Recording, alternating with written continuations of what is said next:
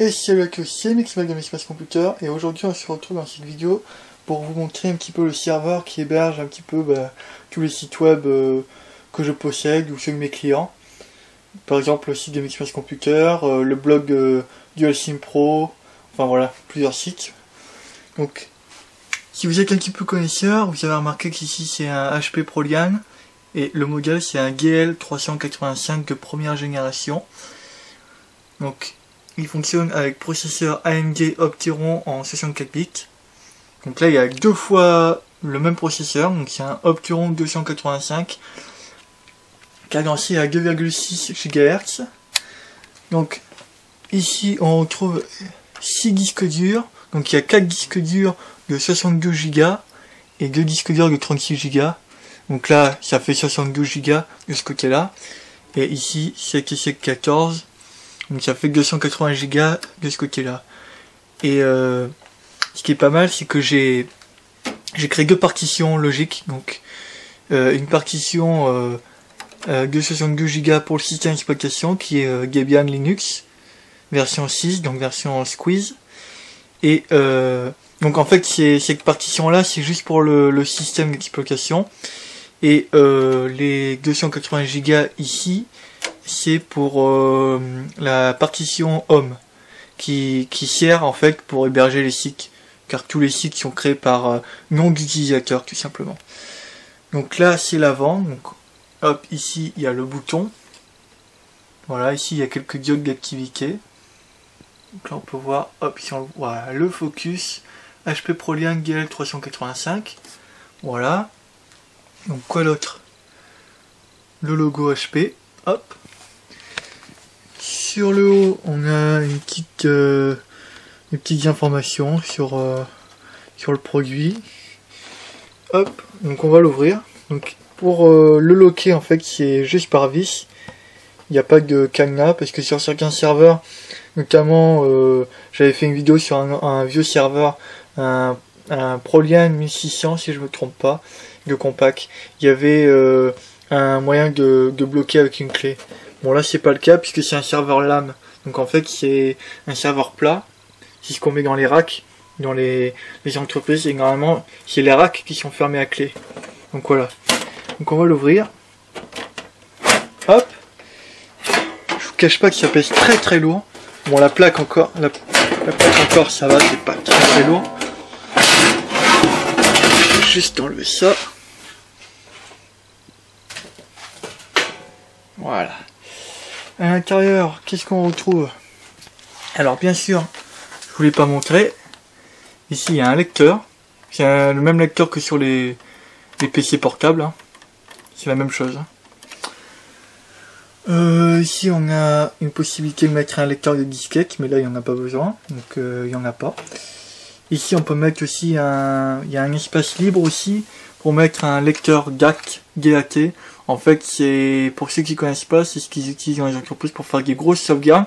C'est un petit peu comme les cassettes, les petites cassettes audio avec la bande magnétique, sauf que c'est pour enregistrer beaucoup de données, donc plusieurs gigas, donc ça c'est pas mal. Sauf que ici j'en ai pas besoin non plus.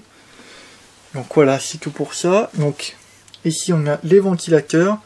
Alors ils ont l'air tout petits là, ils ont l'air tout mignons, mais je peux vous dire que quand on va l'allumer, ça va être quelque chose, hein, parce que ça envoie. Hein. Ça ventile bien, mais ça fait un peu de bruit quand même.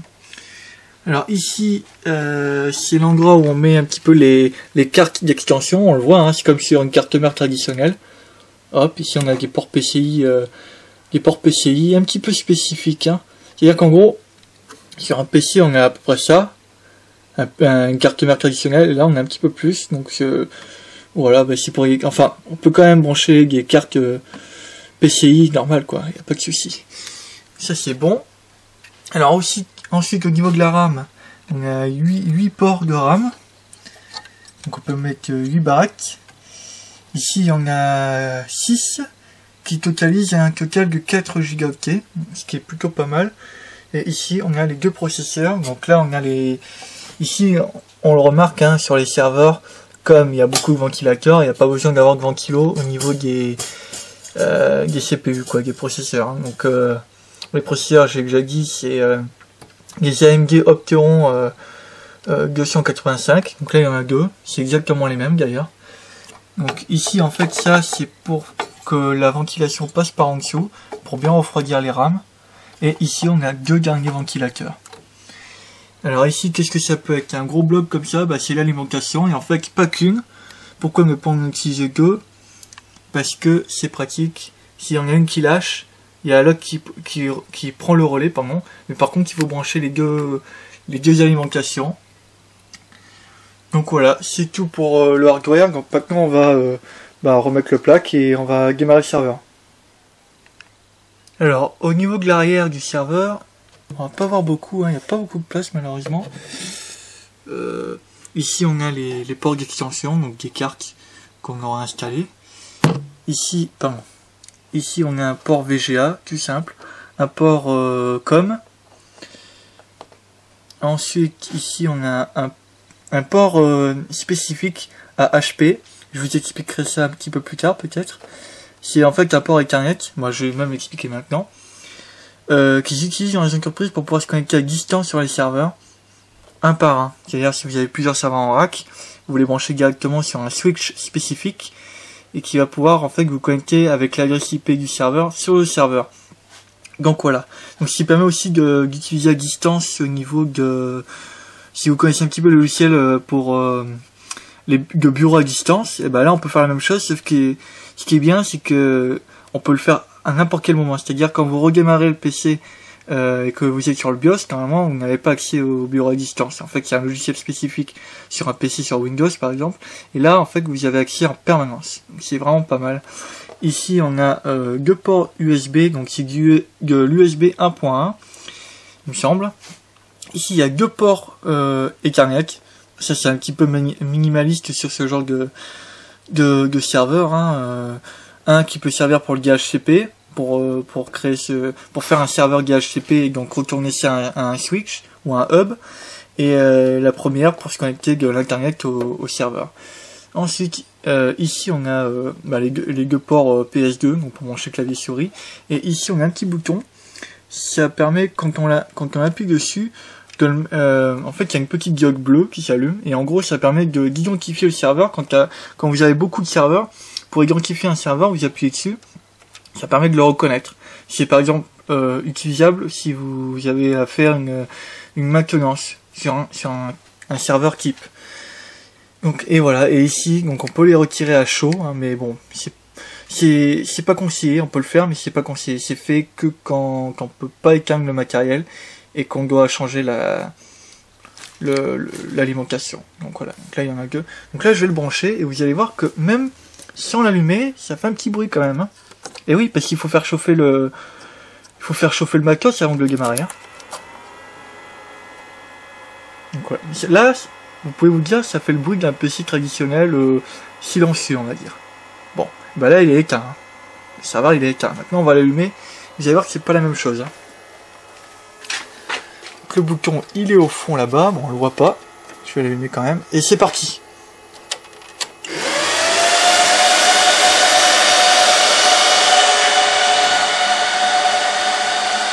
Ça fait un petit peu de bruit, hein.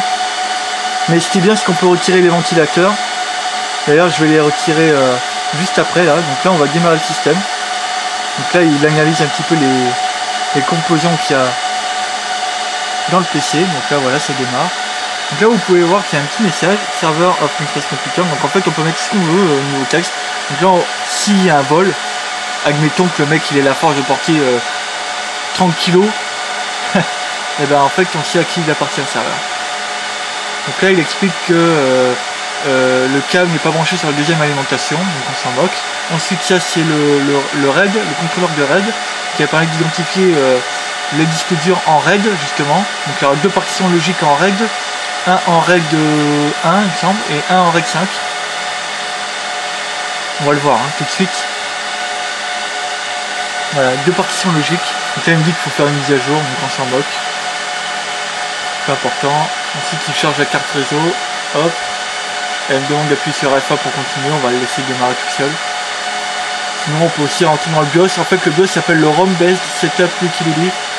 C'est le nom du BIOS pour le HP. Pour les serveurs HP quoi. Mais c'est la même chose que le BIOS, hein. Hop. Là il démarre. Hein. On va arriver sur le grub. Gestionnaire de boot sous Linux. Hop. On va démarrer ça.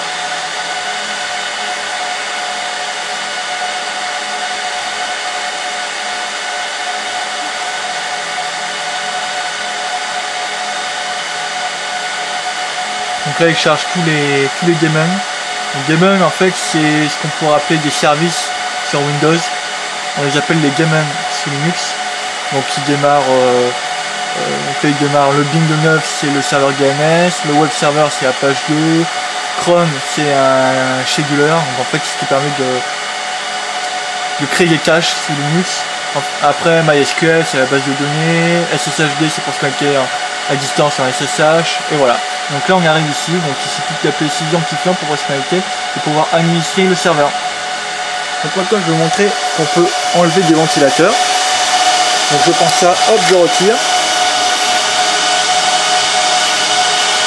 Hop ça s'arrête, c'est simple. Donc les ventilateurs qu'on peut retirer sans souci sont ceux-là que je vais vous montrer.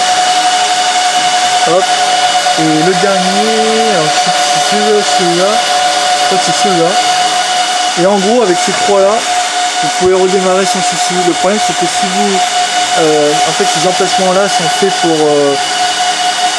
redondance, c'est-à-dire que si ça tombe en panne, il n'y a pas de souci, vous pouvez les enlever et le PC démarre, enfin le serveur démarrera tranquillement. Donc voilà, c'est tout pour cette vidéo. J'espère qu'elle vous aura plu.